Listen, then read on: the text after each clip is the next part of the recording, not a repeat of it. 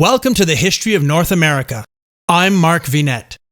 Perhaps the most famous conquistador was Hernan Cortez, who led a coalition army of Spanish forces and native warriors to vanquish the mighty Aztec Empire in 1521, during the reign of legendary Aztec king Montezuma.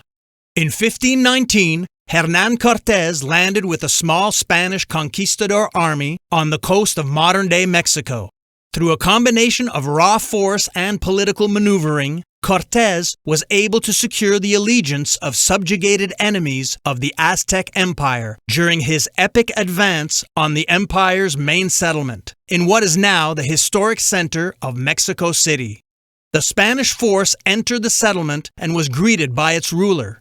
Initially, the conquistadors were treated well by the Aztecs whilst they stayed in the city, but the warm welcome soon turned sour. Under siege, the Spaniards were desperate to escape the settlement and did so in daring fashion at night in an event called the Night of Sorrows.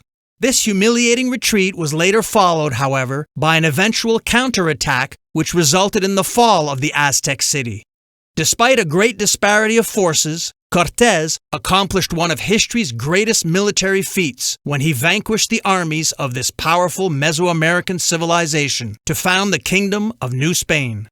Hernan Cortez was appointed the first governor of New Spain. His controversial life and deeds ended with his death at 62 of lung disease in 1547 near Seville, Andalusia, Spain. He is not buried there, as his will directed that his remains be returned to the great city he conquered, and are today interred in a Mexico City church. Before exploring early colonial Mexico, let's take a brief look back at the last stand of the Aztec, as well as European battle tactics and the Western military tradition with historian Victor Davis Hanson. The Western military tradition was more than just technology, and it wasn't just a recent phenomenon of the Enlightenment. In other words, it went back to a tradition that did not die in the Dark Ages or the Middle Ages. And that tradition was, in a lot of aspects, whether it was military organization and discipline, or whether it was the added incentive of human dignity and freedom and the ability to make decisions, or it was a scientific method of rationalism, or whether it was the idea of open dissent, that gave Western armies and navies advantages. It did not say they were predetermined to win. There is no good or bad war. There's just war, you either win or lose. We know what happened at Ishlawanda in the Zulu War. We know what happened in Custer's Last Stand. So there were many occasions. We know what happened in many of the battles of the Crusades. But what I'm getting at is that all things being equal, it allowed Westerners, and one of them was capitalism, but it allowed Westerners to project force well beyond their homeland. And if they were up against a Hannibal, or they were up against a Muslim commander at Lepanto that was very skilled, or they were outnumbered, they could overcome, in some cases, those innate advantages, or the weather, or distance, because of the system. And Tenochtitlan was an empire of 4 million people, the Aztec Empire, and it was sophisticated in terms of astronomical calculations, et cetera, architecture, massive pyramidal building. But the idea that they were going to build transatlantic seacraft and send people equipped with Spanish steel blades and cavalry and gunpowder and take Barcelona was absolutely preposterous. Not that they wouldn't have done it if they could.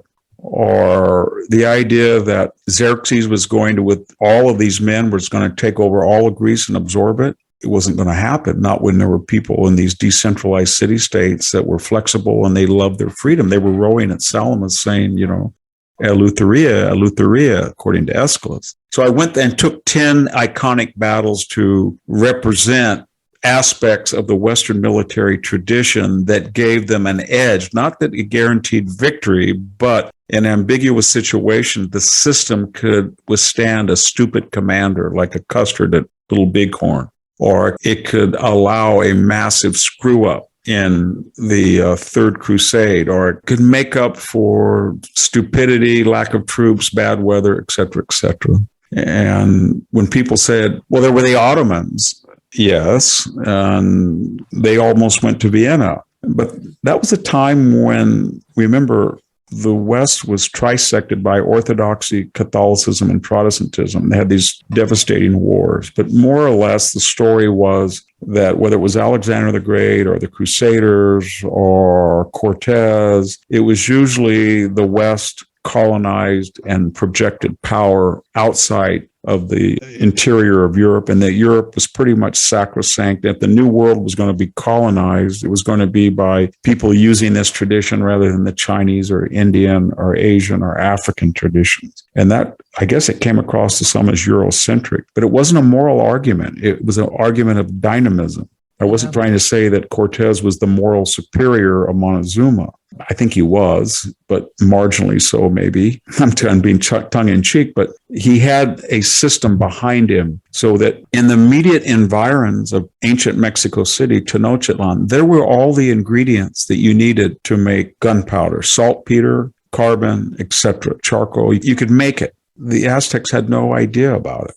There was the elements of copper and tin to make copper cannon. So when Cortez was there, they were casting cannon and making gunpowder out of local materials. And so really the Aztecs were sitting on all sorts of untapped advantages that they didn't fully utilize because they had a very different scientific, religious, economic, social, cultural tradition. Had they wanted to kill people and have a Western way of war, of annihilation and shock battle, and use steel rather than obsidian, and not try to take prisoners so they could offer them as human sacrifices at the top of their pyramids, then they might have done better. They had a very strange system, though, where the local commander would have his staff with a banner on it, and then people would try to tackle the conquistadors and wrap them with leather thongs on their feet and hands, knock them down, and then drag them, tie them on a big rope, and then drag them over to a central collection point. That's a very inefficient way to win a war. And the Spanish were brought up in the classical tradition. As you see the enemy, you charge them, you have armor, you have edged weapons of superior technology, you try to slice and kill a person as quickly, and then go on to the next. And then you break the morale, and that settles the political question by other means. But that's a very different view than from what the Aztecs were doing.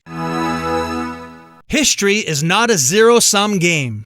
One does not have to hate the Spanish Empire in order to love the native Mesoamerican empires. Both empires can be appreciated and criticized simultaneously.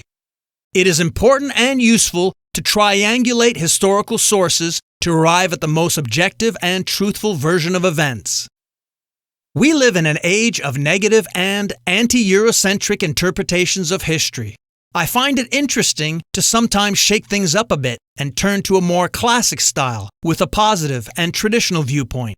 Always remember, folks, the truth is rarely located at the extremes. It is most often found near the middle or center. And now, let's explore the difference between the Aztec names Moctezuma and Montezuma. Moctezuma, born in circa 1466, has many variant spellings and pronunciations, including Montezuma. North Americans are generally more familiar with Montezuma. This legendary Mesoamerican ruler is also referred to retroactively by historians as Moctezuma II, Emperor of the Aztec Empire, who reigned until his death in 1520. What about the Marines' hymn? I can almost hear everyone humming along to the Marines' hymn's opening line, "From the halls of Montezuma," which refers to the Battle of Chapultepec in Mexico City during the Mexican-American War, which began in 1846. The battle was part of the successful American campaign to take Mexico City. Montezuma was at that time the Mexican governmental palace or castle on a hill near the center of Mexico City, founded by the Aztecs and built up by the Spaniards. Join me next time as we move our series narrative forward to examine early colonial Mexico. Check out the YouTube version of this episode, which has accompanying images. I'm Mark Vinette, and I hope you're enjoying the ride.